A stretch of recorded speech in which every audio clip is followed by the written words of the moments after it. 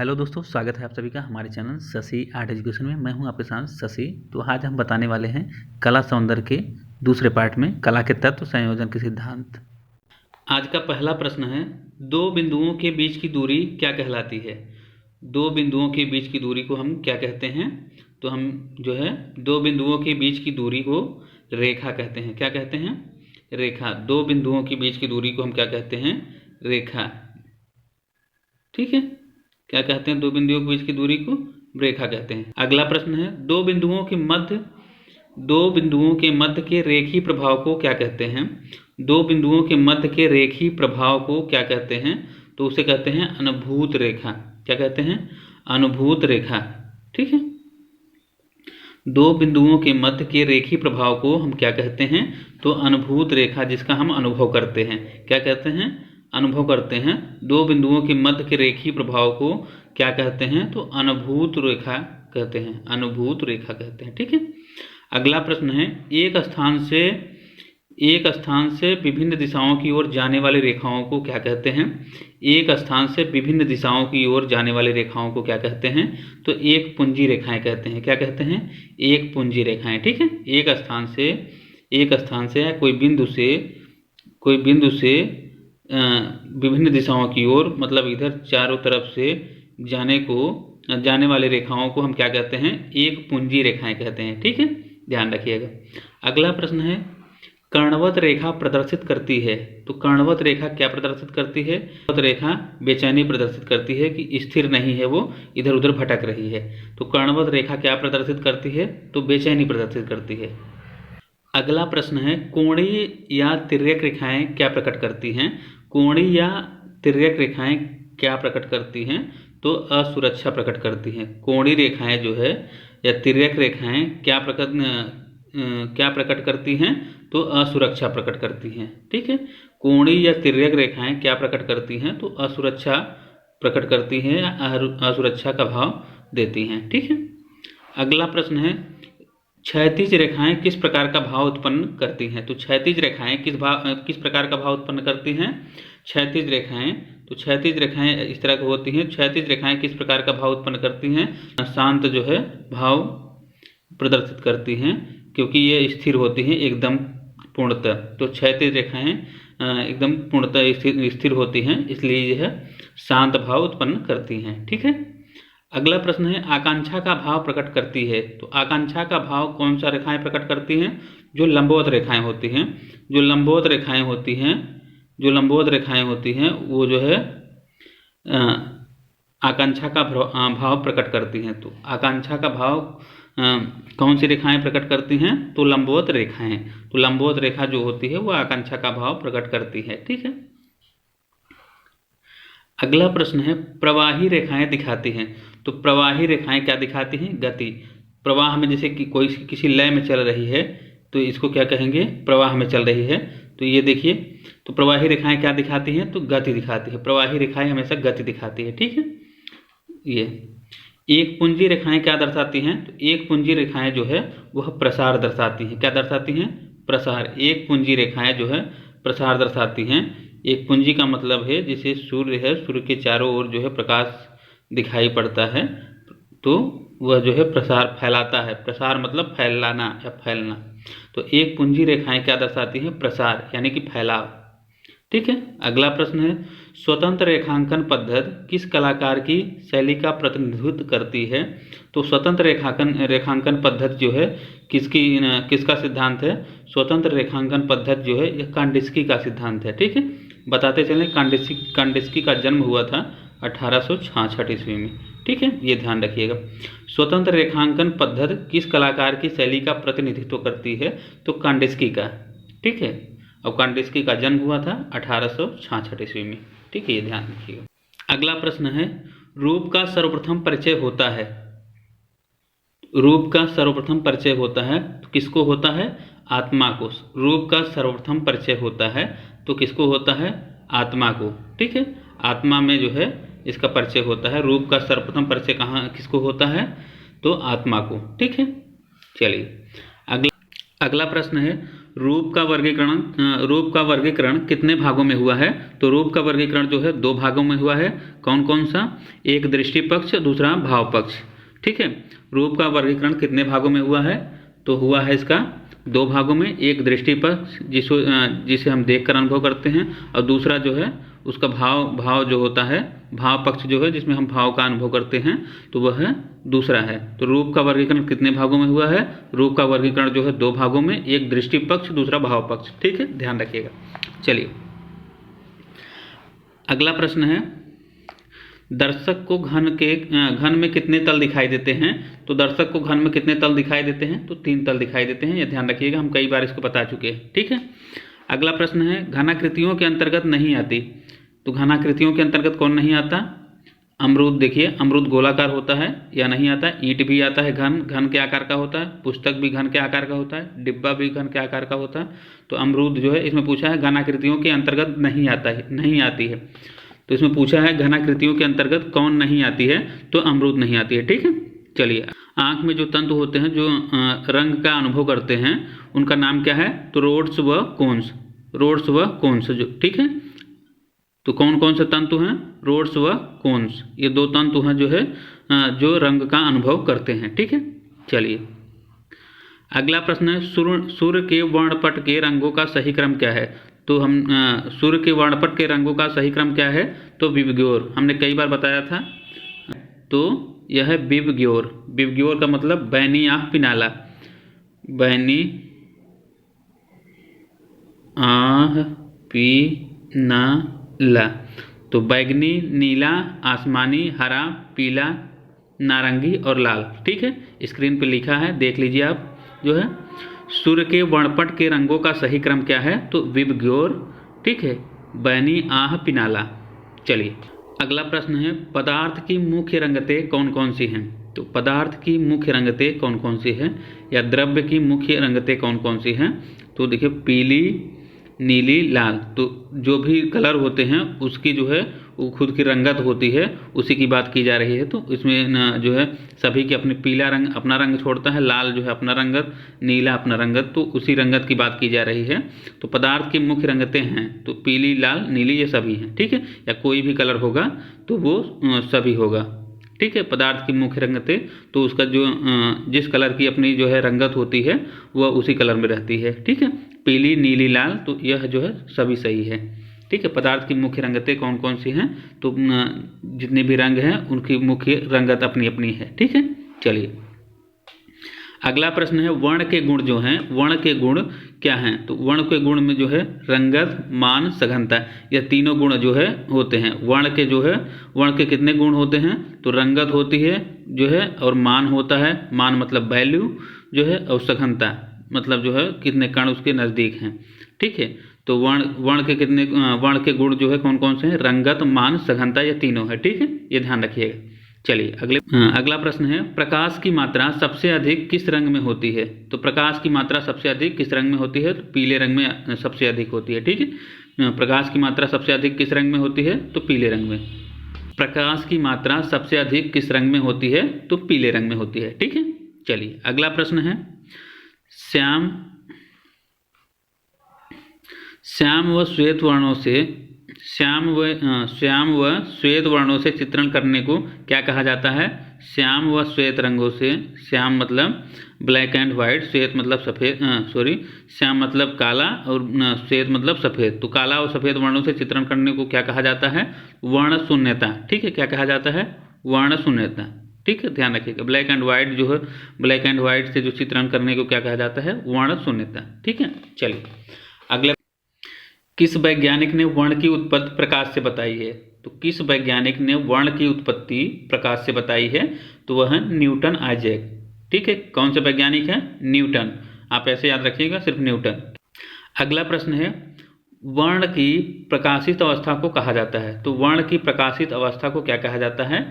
Tint. Tint मतलब light. ठीक है, टिंट मतलब लाइट, और शेड मतलब छाया। ठीक है, टिंट मतलब लाइट, शेड मतलब छाया, ये ध्यान रखिएगा।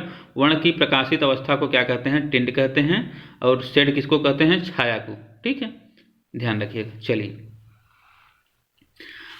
ओस्टवाल्ड आदर्श वृत्त में रंगते हैं। तो ओस्टवाल्ड आदर्श वृत्त में रंगते हैं, तो कितनी रंगते हैं? ओस्टवाल्ड आदर्श वृत्त में कितनी रंगते हैं? तो 24 रंगते हैं। ठीक है, ओस्टवाल्ड आदर्श वृत्त में कितनी रंगते हैं? तो 24। ठीक है, ये ध्यान रखिएगा। ओस्टवाल्ड आदर्श वृत्त में कितने रंगते हैं?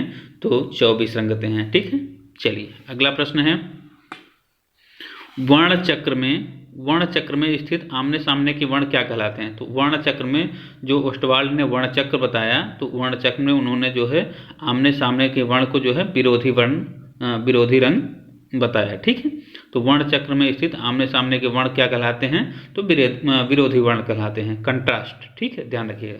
चलिए, पीला और नीला वर्ण मिलाने से कौन सा रंग बन जाता है? तो पीला और नीला वर्ण मिलाने से कौन सा रंग बन जाएगा? तो हरा बनेगा। ठीक है, पीला और नीला वर्ण मिलाने से कौन सा रंग बन जाता है? तो हरा। ठीक है, ये ध्यान रखिएगा। चलिए अगला प्रश्न है, किस वर्ण की कंपन गति सबसे अधिक होती है? तो किस वर्ण की कंपन गति सबसे अधिक होती है? बैगनी की। ठीक है, किस वर्ण की कंपन गति सबसे अधिक होती है? बैगनी की। ठीक है, ध्यान रखिएगा। चलिए, इनमें से शीत वर्ण कौन सा है? इनमें से शीत वर्ण कौन सा है? तो शीत वर्ण कौन सा है? देख लीजिए, लाल ये भी नहीं है, काला ये भी नहीं है, पीला ये भी नहीं है, तो हरा जो है, हरा दिया है, तो हरा जो है, हरा ये शीत वर्ण है। ठीक है, तो इनमें से शीत वर्ण कौन सा है? तो हरा रंग जो है शीत वर्ण है। ठीक है, अगला प्रश्न है, गर्म रंग कौन सा है? गर्म रंग कौन सा है? तो गर्म रंग कौन सा है?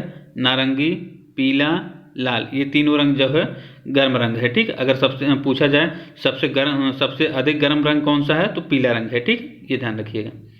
तो उपर्युक्त सभी होगा। अगला प्रश्न है, सर्वप्रथम दृष्टि को आकर्षित करने वाले रंग हैं। सर्वप्रथम दृष्टि को आकर्षित करने वाले रंग कौन से हैं? तो अग्रगामी रंग होते हैं, जो गर्म रंग होते हैं। अग्रगामी रंग को जो है, देखिए दो प्रकार के रंग होते हैं, एक पृष्ठगामी वर्ण, एक अग्रगामी वर्ण। ठीक है, तो अग्रगामी वर्ण उसको कहते हैं जो गर्म रंग होते हैं, और पृष्ठगामी वर्ण जो है जो शीतल रंग होते हैं, यह ध्यान रखिएगा।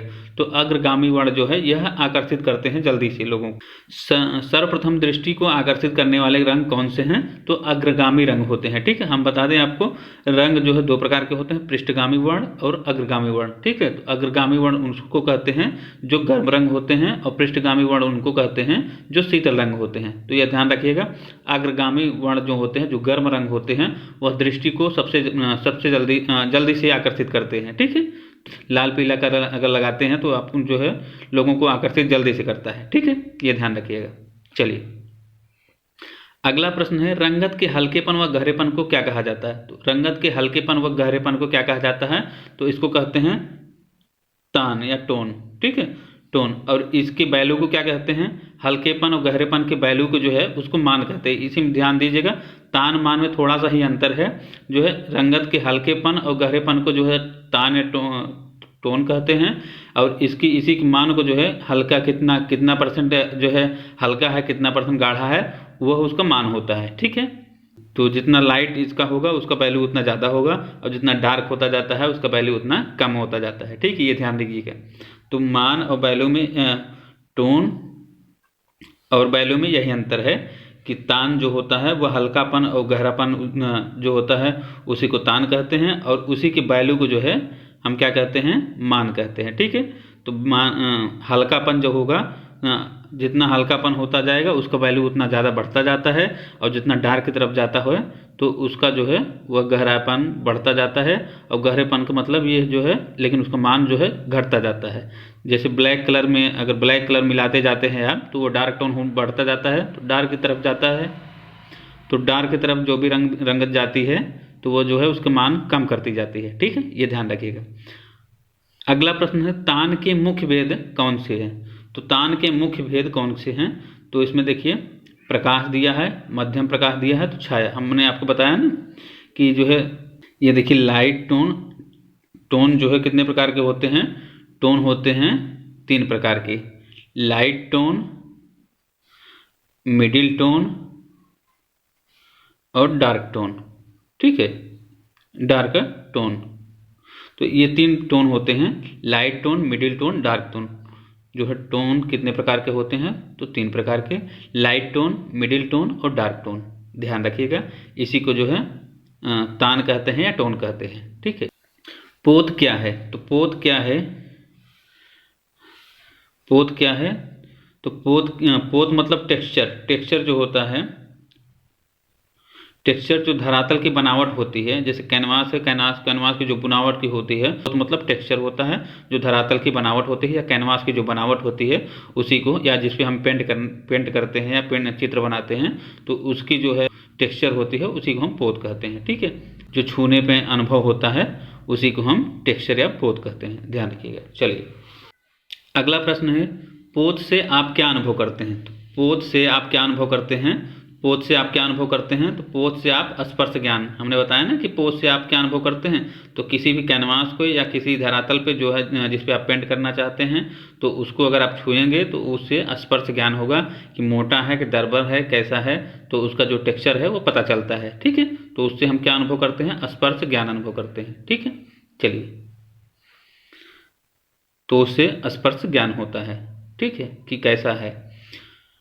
अगला प्रश्न है, प्रत्येक वस्तु में अंतर या उसकी पहचान किसके माध्यम से होती है? तो प्रत्येक वस्तु में अंतर या उसकी पहचान किसके माध्यम से होती है? तो पोत से ही होती है। पोत मतलब टेक्सचर से ही होती है। उसके टेक्सचर से पहचाना जा सकता है कि यह जो है किस हिसाब का ये धरातल है, या कैसा धरातल है, कैसा कैनवास है, सही है, खराब है, जो है अच्छा है, मोटा है, पतला है, ये सब सारी चीज़ें उसमें जो है जानकारी मिलती है केवल स्पर्श ज्ञान से या छूने से। ठीक है, चलिए अगला प्रश्न है, पोत मुख्य रूप से कितने प्रकार के माने जाते हैं? तो पोत जो है, पोत या टेक्सचर जो है कितने प्रकार के माने जाते हैं?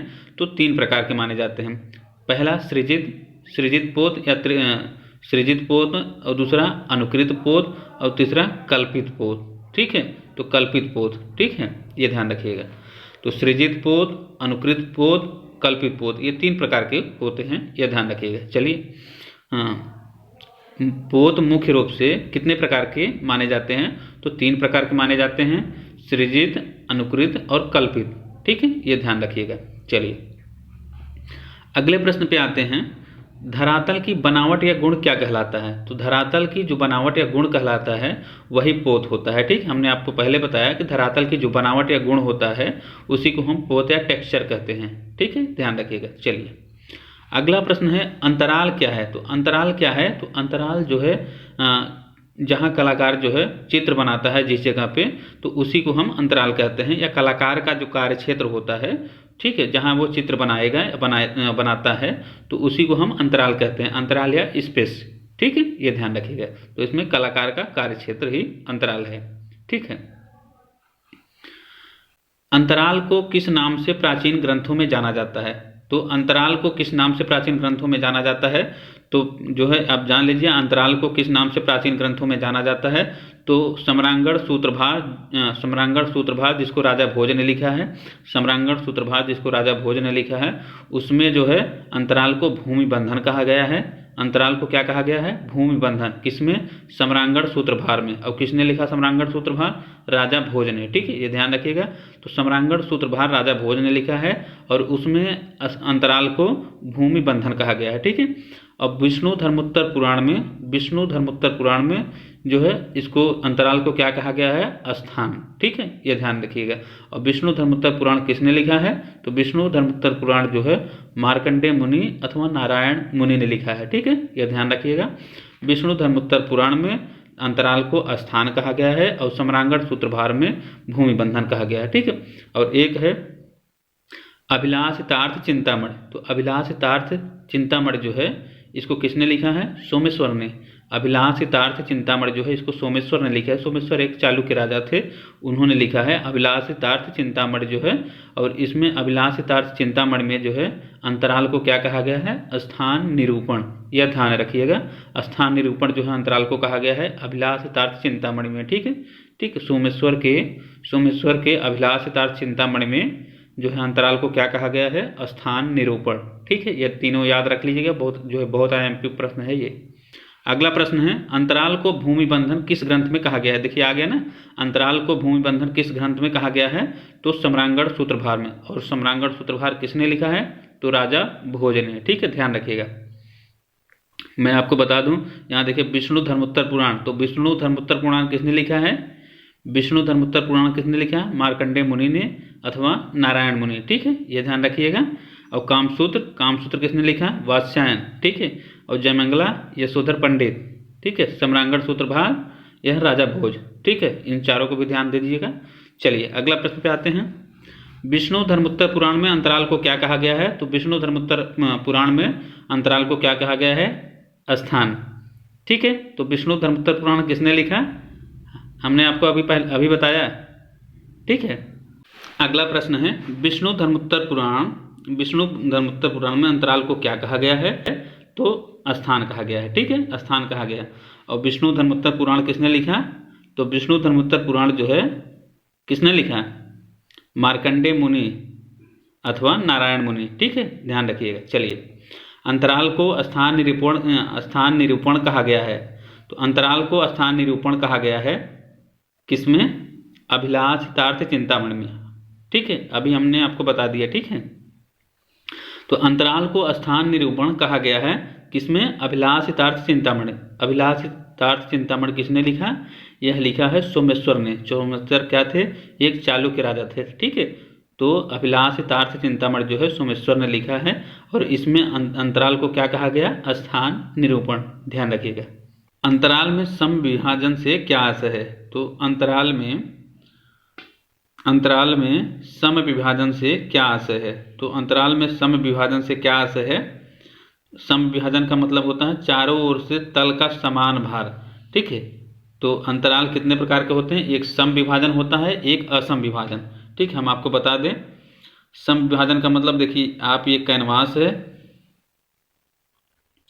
तो कोई भी चित्र बनाते समय देखिए इसको बांट लेते हैं। मान लीजिए हम आपको यहाँ बाल्टी बना रहे हैं, कुछ मान लीजिए हम एक जो है कोई पार्ट बना रहे हैं, तो ये देखिए इस लाइन के दोनों तरफ बराबर बराबर है, तो इसी को जो है हम कहते हैं सम विभाजन, ठीक है। अगर लाइन के दोनों ओर या चारों ओर तरफ जो है देखिए इधर भी बराबर है इधर, और इधर जो है समान है, तो इसको हम क्या कहते हैं? सम विभाजन। और कोई चित्र हम ऐसे बना दें जिसमें कोई आकार ना हो, कहीं से भी उठा के कहीं से भी चित्र बना दें, तो उसका ये मतलब होता है कि जो है कि उसका विभाजन सही से नहीं हुआ, तो या उसको हम क्या कहेंगे? असम विभाजन, ठीक है। तो असम विभाजन होता है, तो दोनों तरह से चित्र बनाया जा सकता है। तो वही बात है, अंतराल में सम विभाजन से क्या आशय है इसमें पूछा है?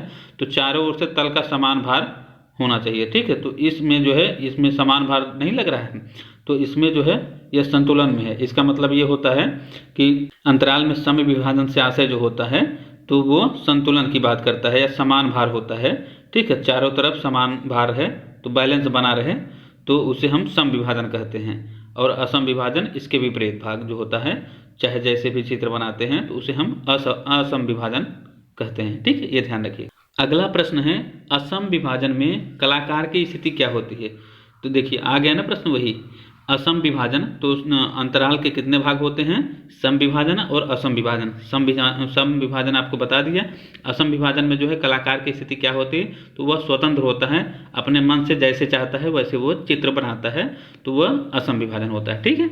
चलिए अगला प्रश्न है स्वर्णिम विभाजन नियम। स्वर्णिम विभाजन नियम क्या है? तो स्वर्णिम विभाजन नियम क्या है? यही अंतराल का ही नियम है, ठीक है।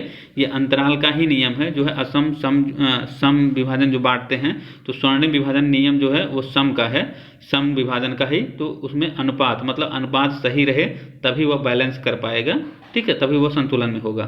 तो स्वर्णिम विभाजन नियम क्या है? तो अनुपात का नियम है, ठीक है। किसका नियम है? स्वर्णिम विभाजन नियम अनुपात का, ठीक है। चलिए स्वर्णिम विभाजन सिद्धांत का प्रतिपादन किसने किया था? तो स्वर्णिम विभाजन सिद्धांत का प्रतिपादन किसने किया था? तो यूक्लिड ने किया था, ठीक है। स्वर्णिम विभाजन सिद्धांत का प्रतिपादन किसने किया था? तो यूक्लिड ने किया था, ठीक है। यूक्लिड क्या थे?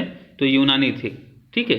स्वर्णिम विभाजन सिद्धांत का प्रतिपादन कहाँ हुआ था? तो यूनान में हुआ था, ठीक है। स्वर्णिम विभाजन सिद्धांत का प्रतिपादन कहाँ हुआ था? यूनान में। और किसने किया था? यूक्लिड ने, ठीक है, यूक्लिड ने, ध्यान रखिएगा। चलिए अगले प्रश्न पे आते हैं स्वर्णिम विभाजन सिद्धांत कहाँ के कलाकारों ने विकसित किया था? तो स्वर्णिम विभाजन सिद्धांत कहाँ के कलाकारों ने विकसित किया था? तो वो यूनानी थे, ठीक है। कहाँ के थे? यूनान के। तो स्वर्णिम विभाजन सिद्धांत यूनानियों ने दिया, ठीक है, ये ध्यान रखिएगा। चलिए अगले प्रश्न पे आते हैं, यूनानियों द्वारा विकसित स्वर्णानुपात का नियम क्या था? तो यूनानियों द्वारा विकसित स्वर्णानुपात का नियम क्या था? तो वो नियम था 3:5 अथवा 5:8:13, यह उनका माप था। ठीक है, यूनानियों द्वारा विकसित स्वर्णिम विभाजन सिद्धांत का नियम जो है वह क्या था या क्या पैमाना उसका था? तो 3:5 का अनुपात होता था, 3:5 का अनुपात होता था, अथवा 5:8:13 का अनुपात होता था। ठीक है, यह याद कर लीजिएगा, यह जो है बहुत बार प्रश्न में आया हुआ है, टीजीटी के एग्जाम में भी आया था। ठीक है, तो यूनानियों द्वारा विकसित स्वर्ण अनुपात का नियम क्या था? 3:5 अथवा 5:8:13। ठीक है, ये ध्यान दीजिएगा, ऐसे समझ लीजिए इसको कैसे याद करना है। 3:5 को ध्यान रख लीजिए, 3:5 को ध्यान रख लीजिए। ठीक है, या 5:3:8 होता है, तो 5:3:8 होता है, तो 5:8। ठीक है, 5:8 और 8:5:13। ठीक है, 8:5:13 ये ध्यान रखिएगा, 5:8:13 ये ध्यान रख लीजिए। एक बार फिर से बता देता हूँ, 3:5 ध्यान रख लीजिए, उसके बाद जो है 5:3:8, तो 5:8, 8:5:13, तो 8:13। ठीक है, ये ध्यान रख लीजिए। चलिए अगले प्रश्न पे आते हैं, चित्र का अंतराल कितने प्रकार का होता है? तो चित्र का अंतराल हमने आपको बताया कि 2 प्रकार का होता है, एक सम विभाजन, एक असम विभाजन। ठीक है, या चारों तरफ से तल का समान भार रहे तो उसे सम संतुलन कहते हैं। असम में जो स्वतंत्र रूप से जो चित्रांकन करते हैं तो असम विभाजन कहा जाता है। ठीक है, ध्यान रखिएगा। चलिए अगला प्रश्न है, लंबाई व चौड़ाई में फैले अंतराल को क्या कहते हैं? तो लंबाई व चौड़ाई में फैले अंतराल को क्या कहते हैं? तो द्विआयामी कहते हैं। क्या कहते हैं? द्विआयामी। लंबाई व चौड़ाई में फैले अंतराल को क्या कहते हैं? तो द्विआयामी कहते हैं। ठीक है, द्विआयामी का मतलब लंबाई, जैसे कैनवास का जो साइज होता है, कैनवास का जो आकार होता है वो जो है लंबाई और चौड़ाई में होता है। ठीक है, ये ध्यान रखिएगा। जैसे ये आयताकार, लंबाई व चौड़ाई में फैले अंतराल को क्या कहते हैं? तो द्विआयामी कहते हैं। ठीक है, चलिए अगला प्रश्न है, चित्र के तत्वों को व्यवस्थित एक लय के साथ सामंजस्य लाया जा सकता है। चित्र के तत्वों को व्यवस्थित एक लय के साथ सामंजस्य लाया जा सकता है, तो क्या लाया जा सकता है? एकता लाई जा सकती है। ठीक है, चित्र के तत्वों को मतलब चित्र बनाते समय जो भी तत्व उसमें डिजाइन आप करते हैं तो व्यवस्थित एक लय के साथ सामंजस्य लाया जा सकता है। उन सभी चीज़ों को जो है मिला के एक सामंजस्य लाया जाता है, तो उससे क्या उत्पन्न होती है? एकता उत्पन्न होती है। ठीक है, जैसे किसी कृष्ण का जो एक कैनवास है, कैनवास में आप जो है न किसी कृष्ण जी का फोटो अगर बनाते हैं तो उसमें न ढेर सारे चित्र और भी बना देते हैं, जैसे मटकी वटकी बना देते हैं या मोर की पंख बना देते हैं। तो ये सब चीज़ें अगर आप बनाते हैं तो उसको जो है बैलेंस करता है, चारों तरफ से उसको बैलेंस करके सामंजस्य स्थापित करते हैं, ताकि जो है कहीं भार कम ना हो, कहीं भार कहीं ज़्यादा ना हो, तो वो एकता का अनुभव कराता है। ठीक है, ये ध्यान रखिएगा। चलिए, जो चित्र बनाया होगा उसको जल्दी से समझ में आया होगा। चलिए अगले प्रश्न पे आते हैं, एकता का उद्देश्य क्या है? तो एकता का उद्देश्य होता है संयोजन के बिखराव से बचाना। तो संयोजन जो होता है, संयोजन का मतलब होता है कंपोजिशन वही होता है, कंपोजिशन जो होता है मतलब जो भी आप ऑब्जेक्ट या रखते हैं या जो भी तत्व आप कैनवास में बनाते हैं तो वो जो है उसको कहीं व्यवस्थित करके रखते हैं, ताकि वो बैलेंस बना के रखे और एकता नहीं टूटे, मतलब सारा संबंध जो है एक परिवार की तरह उसमें एडजस्ट हो। तो इस प्रकार जो है उसको ध्यान रखा जाता है, तो उससे एकता का अनुभव होता है। ठीक है, तो एकता का उद्देश्य क्या होता है? संयोजन के बिखराव से बचाना, ताकि संयोजन वो अच्छा हो, बिखराव जैसा नहीं दिखे। ठीक है, चलिए अगला प्रश्न है, सहयोग कितने प्रकार का होता है? तो अगला प्रश्न है, सहयोग कितने प्रकार का होता है? तो सहयोग कितने प्रकार का होता है? तो 2 प्रकार का। तो अगला प्रश्न है, सहयोग कितने प्रकार का होता है? तो सहयोग का मतलब है यूनिटी। ठीक है, यूनिटी कितने प्रकार की होती है? तो यूनिटी 2 प्रकार की होती है, वही सम विभाजन और असम विभाजन। संतुलन प्रदान करता है, तो संतुलन क्या प्रदान करता है? तो संतुलन जो है वो स्थिरता प्रदान करता है।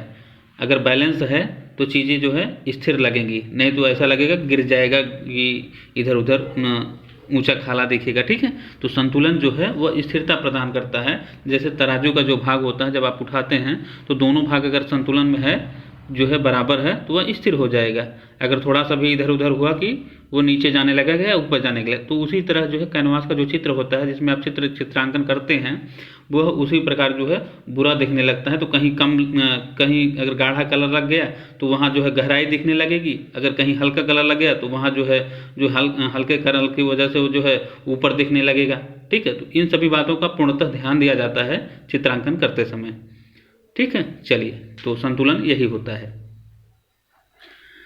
तो अगला प्रश्न है वर्ण संतुलन का क्या अर्थ है। तो वर्ण संतुलन का क्या अर्थ है, तो वर्ण का मतलब है किसी भी कैनवास में अगर कलर आप लगाते हैं, कलर बैलेंस तभी होगा जब उसमें जो है कलर को जो है ध्यान रख के, जैसे किसी जगह पे गहराई वाला कलर अगर आप लगाते हैं, डार्क कलर लगाते हैं तो वो गहराई उत्पन्न करती है, और जिधर लाइट वाला कलर लगाते हैं तो वह ऊंचाई उत्पन्न करती है। तो उस हिसाब से जो है उसको समझ के उतनी ही औसत में वहाँ कलर लगाई जाती है ताकि वो बैलेंस करे, कैनवास को कहीं जो है न उल्टा सीधा वो ना दिखे।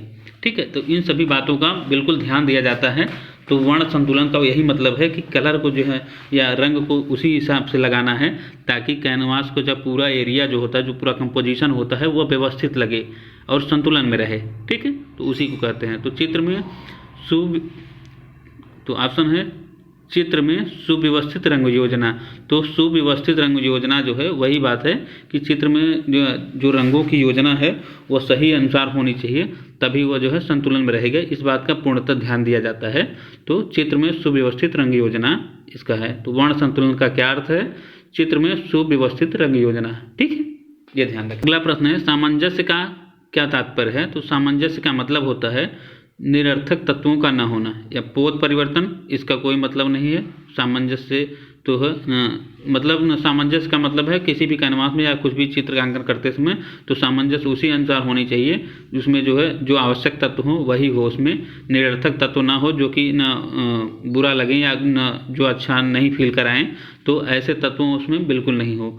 अगर ऐसे तत्व उसमें आ भी जाते हैं तो उसको गायब कर दिया जाता है। ठीक है, तो सामंजस्य का तात्पर्य होता है निरर्थक तत्वों का वहाँ नहीं होना। ठीक है, तो वो सामंजस्य होता है। ठीक है, चलिए अगले प्रश्न पे आते हैं। जो गतिरोध के प्रभाव को मधुर बनाती है, जो गतिरोध के प्रभाव को मधुर बनाती है, तो कौन सी रेखाएं होती हैं ऐसी जो गतिरोध के प्रभाव को मधुर बनाती हैं, तो विरोधी रेखाएं। ठीक है, जो गतिरोध के प्रभाव को मधुर बनाती हैं तो ऐसी कौन सी रेखाएं होती हैं, जो विरोधी रेखाएं होती हैं तो वह गतिरोध के प्रभाव को मधुर बनाती हैं। जैसे ये है, हम आपको बताते हैं। तो जैसे ये रेखा आपको गति कर रही है इधर से, तो इधर से भी अगर कोई रेखा अगर गति रहती है तो ये देखिए ये दोनों जो है तो गतिरोध के प्रभाव को मधुर बनाते हैं, तो ये अच्छा दिखता है। ये कैनवास में जो है बात किया जा रहा है, तो गतिरोध के प्रभाव की ये चित्रांकन के लिए बात की जा रही है कि विरोधी रंग जो है विरोधी रेखाएं जो होती हैं वह जो है कैसे न गतिरोध के प्रभाव को मधुर बनाती हैं। ठीक है, तो ये सभी बात जो है जैसे आप ये देखिए, जैसे ये है और ये चीज़,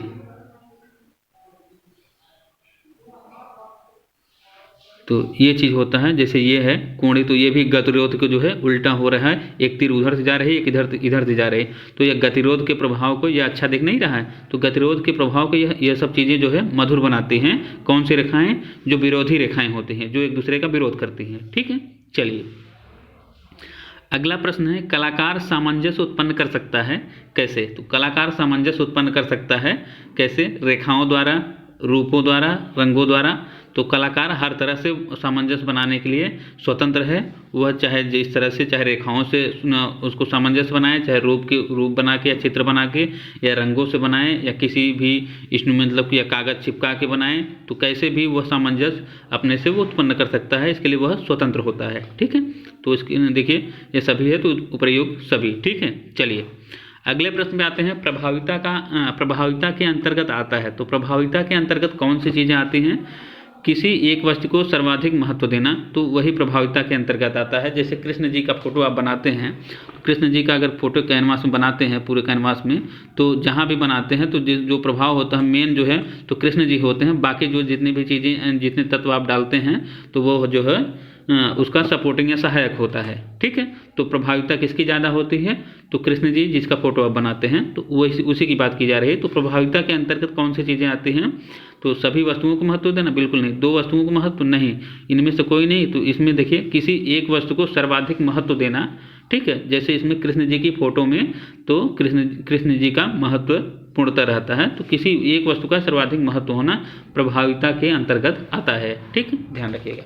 चलिए अगले प्रश्न पे आते हैं, प्रभाविता का उद्देश्य क्या होता है? तो प्रभाविता का उद्देश्य होता है एक रास्ता को समाप्त कर चित्र में आकर्षण पैदा करना। ठीक है, तो एक रास्ता को समाप्त कर चित्र में आकर्षण पैदा करना इसकी प्रभाविता होती है। जैसे कैनवास में अगर आप चित्रांकन करते हैं तो उसमें अगर फ्लैट कलर अगर लगा दें तो कलर जो है एक सपाट ही दिखता है, तो एक रास्ता दिखती है, पूरी कैनवास वैसे ही दिखती है। तो कोई ऑब्जेक्ट उसमें ऐसा डाला जाता है जिसका जो है आकर्षण बिंदु वही उसी पे हो। ठीक है, तो इस बात का ध्यान रखता है। तो वही कह रहा है कि एक रास्ता को समाप्त कर चित्र में आकर्षण पैदा करना ही प्रभाविता का मेन उद्देश्य होता है। ठीक है, चलिए अगला प्रश्न है, प्रभाविता के तत्व को पहचानो, या प्रभाविता के तत्व कौन कौन से हैं? प्रभाविता के तत्व को पहचानिए। प्रभाविता का तत्व कौन सा है?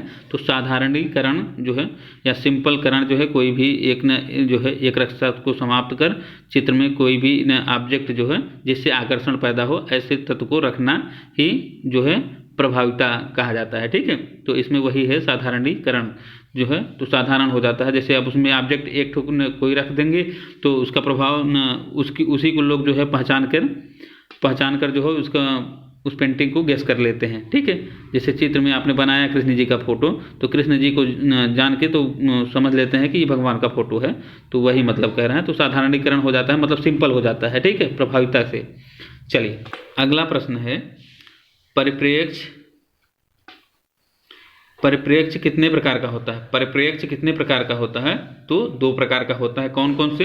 रेखी परिप्रेक्ष्य और वातावरणीय परिप्रेक्ष्य। ठीक है, परिप्रेक्ष्य दो प्रकार का होता है, रेखी परिप्रेक्ष्य और वातावरणीय परिप्रेक्ष्य। ठीक है, परिप्रेक्ष्य कितने प्रकार का होता है? तो रेखी परिप्रेक्ष्य और वातावरणीय परिप्रेक्ष्य। रेखी परिप्रेक्ष्य के अंतर्गत वही आता है, जैसे रेलवे की पटरी आप देखते होंगे, लास्ट में जाके एकदम जो है ना उसकी पटरी ऐसा लगता है कि सटा हुआ है। ठीक है, तो वो रेखी परिप्रेक्ष्य के अंतर्गत आता है। वातावरणीय परिप्रेक्ष्य का मतलब होता है, जैसे आप किसी दृश्य को आप देख रहे हैं, किसी भी दृश्य को देख रहे हैं, जैसे समुद्र को देख रहे हैं, तो ऐसा लगता है कि जैसे लास्ट में एकदम किनारे पे जाके जो है बादल से सटा हुआ जो है वो सट गया है या मिल गया है। तो वातावरणीय जो है परिप्रेक्ष्य के अंतर्गत वो सब चीज़ें आती हैं। या किसी भी जो है लैंडस्केप बनाते हैं या जो है दृश्य चित्र बनाते हैं, तो उसमें भी जो है जो पीछे का भाग होता है वो ऐसा लगता है कि मिला हुआ प्रतीत है, या नीचे जो है दोनों जो है पेड़ और ज़मीन से जो है ऐसा लगता है कि सटा हुआ है या मिला हुआ है, ऐसा प्रतीत होता है। तो वो वातावरणीय परिप्रेक्ष्य के अंतर्गत वो सब चीज़ें आती हैं। ठीक है, ध्यान रखिएगा। चलिए अगला प्रश्न है, जिस स्थान पर खड़े होकर कलाकार दृश्य को देखता है वह क्या कहलाता है? तो स्थिर बिंदु उसी को कहते हैं जहाँ से वो खड़ा होकर देखता है। ठीक है, जिस स्थान पर खड़े होकर कलाकार दृश्य को देखता है, जिस स्थान पर, जैसे आप किसी जंगल का दृश्य देख रहे हो या जो है किसी समुद्र का दृश्य देख रहे हो, तो जिस स्थान से खड़े होकर जो है आप देखते हैं तो वह क्या कहा जाता है? तो उसे क्या कहते हैं? स्थिर बिंदु। ठीक है, स्थिर बिंदु उसी को कहते हैं। चलिए और अगला प्रश्न है, स्थिर बिंदु को दृष्टि बिंदु से मिलाने वाली रेखा को क्या कहा जाता है? तो दृष्टिपथ कहते हैं। स्थिर बिंदु को दृष्टि बिंदु से मिलाने वाली रेखा को क्या कहा जाता है? तो दृष्टिपथ उसी को कहा जाता है। स्थिर बिंदु को दृष्टि बिंदु से, जहां आप देखते हैं, स्थिर बिंदु से और दृष्टि बिंदु से मिलाने वाली जो रेखा है, जहां आप खड़े हैं वहां से अगर किसी चित्र को देख रहे हैं तो जो चित्र देख रहे हैं वहां से और जहां आप खड़े हैं वहां की जो मिलाने वाली रेखा होती है उसी को हम दृष्टिपथ कहते हैं। ठीक है, ये ध्यान रखिएगा। चलिए अगले प्रश्न पे आते हैं, क्षितिज रेखा के वे बिंदु जहां आकृतियों की दोनों या तीनों ओर की सीमा रेखाएं आकर मिलती हैं, तो यह क्या कहलाती है? क्षितिज रेखा के वे बिंदु जहां आकृतियों की दोनों या तीनों ओर की सीमा रेखाएं आकर मिलती हैं, तो वो क्या कहलाती है? तो अदृश्य बिंदु वही कहते हैं। जो रेखा क्षितिज रेखा के वे बिंदु जहां आकृतियों की दोनों या तीनों ओर की सीमा रेखाएं आकर मिलती हैं, तो क्या कहलाते हैं? तो अदृश्य बिंदु उसे कहते हैं। ठीक है, चलिए पुस्तक, चौकोर डिब्बा, ईंट आदि किसके अंतर्गत आते हैं? तो यह घनाकार के अंतर्गत आते हैं। किसके अंतर्गत आते हैं? चौकोर डिब्बा जो होता है, जैसे माचिस की डिब्बिया हो गई, वह भी घनाकार है, और पुस्तक है वो भी घनाकार होता है। ठीक है, तो घन के आकार होता है, ईंट भी उसी आकार में होता है। ठीक है, चलिए अगला प्रश्न है, दर्शक को घन के कितने तल दिखाई देते हैं? तो दर्शक को घन के कितने तल दिखाई देते हैं? तो तीन दिखाई देते हैं। दर्शक को घन के कितने तल दिखाई देते हैं? तो 3 दिखाई देते हैं। और कितने तल होते हैं? तो 6 तल होते हैं। ठीक है, ये ध्यान रखिएगा। चलिए अगले प्रश्न पे आते हैं। द्विआयामी अनुरंकन के संदर्भ में, द्विआयामी अनुरंकन के संबंध में कौन सी बात सही है? तो देखिए, रूप, रंग, पोत की स्वाभाविकता नहीं, वातावरणीय परिप्रेक्ष्य बिल्कुल नहीं, रूप व वर्ण का सरलीकरण। ठीक है, तो रूप व वर्ण का सरलीकरण होता है। ठीक है, अनुरंकन का मतलब होता है जैसे अपना किसी अंडाकार जो है, अंडे की साइज से आप फिगर बनाते हैं, तो आदमी का फिगर बनाते हैं। ठीक है, तो उसी अनुसार जो है ये कहता है द्विआयामी का मतलब आयताकार। ठीक है, आयताकार या वर्गाकार। तो वर्गाकार आकार से ही जो है वो आकार लेकर तो हम जो भी चित्रांकन करते हैं, या इसमें जैसे हम अगर फिगर बनाना चाहे, जैसे मान लीजिए ये है, जैसे इस आयत में मान लीजिए हम फिगर बनाना चाहे तो हम बांट सकते हैं नहीं इसमें इसे, तो ऐसे हम बना के, चाहे जैसे हम भी आँख वगैरह बना के, तो यहाँ से वो बांटा जा सकता है। ठीक है, तो ये बांटकर आयताकार जो है, यही कह रहा है कि 2 आयामी यही जो है यही आकार लेकर अनुरंकन का मतलब जो है किसी भी आकार से आप जो है किसी चित्र की ड्राइंग करते हैं तो जो है वही अनुरंकन कहा जाता है। तो द्विआयामी अनुरंकन के संदर्भ में कौन सी बात सही है? तो रूप और वर्ण का सरलीकरण। तो वह रूप और वर्ण का सरलीकरण का मतलब यही है कि वो उससे रूप जो है वो आसानी से क्रिएट हो जाता है और बन जाता है। ठीक है, तो वो आसान कर देता है। तो वर्ण भी जहाँ आपको कलर लगाना होता है तो वो रेखाएं अगर खींची रहती हैं तो रेखाओं के अंदर ही कलर आसानी से वो एडजस्ट हो जाता है। ठीक है, तो उसी को हम अनुरंकन कहते हैं, ये ध्यान रखिएगा। तो द्विआयामी अनुरंकन के संदर्भ में यही रूप और वर्ण का सरलीकरण हो जाता है। ठीक है, यही सही है। अगले प्रश्न पे आते हैं। द्विआयामी अनुरंकन के लिए किस बात से बचना चाहिए? तो द्विआयामी अनुरंकन के लिए किस बात से बचना चाहिए? तो बचना चाहिए आकृति की स्वतंत्र अभिव्यक्ति नहीं, स्वतंत्रता व कलात्मक वर्ण संगीत नहीं, रूप व वर्ण का सरलीकरण नहीं, स्वाभाविक छाया प्रकाश। तो स्वाभाविक छाया प्रकाश से बचनी चाहिए। ठीक है, द्विआयामी अनुरंकन के लिए किस बात से बचना चाहिए?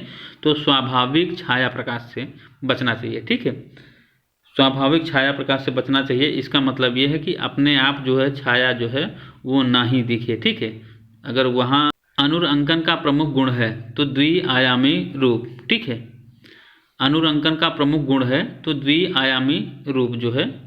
ठीक है, तो द्विआयामी ही कोई भी चित्र बनाते समय तो द्विआयामी का ही प्रयोग करते हैं। ठीक है, अनुरंकन का प्रमुख गुण जो है द्विआयामी रूप होता है। ठीक है, चलिए अगला प्रश्न है, अंकन का प्रमुख गुण कौन सा है? तो अंकन का प्रमुख गुण कौन सा है? तो अंकन का प्रमुख गुण है वस्तु के अनुरूप चित्रण करना। क्या है अंकन का प्रमुख गुण कौन सा है? तो वस्तु के अनुरूप चित्रण करना, मतलब जैसा वस्तु दिख रहा है या जैसे आप लैंडस्केप बना रहे हैं या किसी चीज़ के बारे में अगर देखकर आप बना रहे हैं तो उसी के हूबहू जो है चित्रांकन आप कर पाएँ, ऐसा अनुअंकन का प्रमुख गुण यही है कि चित्रांकन आप जो है सही से उतार पाएँ। ठीक है, चलिए अगले प्रश्न पे आते हैं। अनुरंकन में परिप्रेक्ष्य के नियमों का पालन किया जाता है या नहीं? तो अनुरंकन में परिप्रेक्ष्य के नियमों का पालन बिल्कुल नहीं किया जाता है। अनुरंकन में जो है सिर्फ जो है वो आकार बनाते हैं और उस आकार में जो है किसी भी चित्र को सेट करने के लिए सिर्फ जो है वो रेखा खींचते हैं और उसको बाद में मिटा देते हैं। ठीक है, तो इसमें जैसे ये आयत है, आयत में अगर आपने कोई फिगर अपने ड्रा किया, कोई भी फिगर आपने ड्रा कर लिया तो ड्रा करने के बाद इसको जो है फिर बाद में इसको मिटा देते हैं। ठीक है, ये बात होती है। तो इसको ड्रा करने के बाद कोई भी चित्र आपने बनाया और ड्रा किया, उसके बाद ये जितने भी भाग हैं वो मिटा देंगे। ठीक है, तो अनुरंकन का मतलब यही होता है कि किसी रेखा के अंदर या किसी अंडे के अंदर जो है जैसे आपने फिगर बनाते हैं तो चित्र बनाने के बाद जो है बाकी चीज़ें जो है, जैसे चित्र आपका बन जाता है तो उस रेखा को कोई मतलब नहीं रहता। ठीक है, तो वही है अनुरंकन, उसी को कहते हैं। किसी की सहायता, किसी भी रेखाओं की सहायता से या जो है द्विआयामी हो या किसी भी तरीके से, तो उसको बनाना, उसकी सहायता से जो है चित्र का अंकन हो जाता है, तो सरल वो जो है कठिन, जितने कठिन दिखता है तो वो सरल हो जाता है। ठीक है, तो ये सभी बातें थी। आज के लिए बस इतना है, मिलते हैं अगले वीडियो में।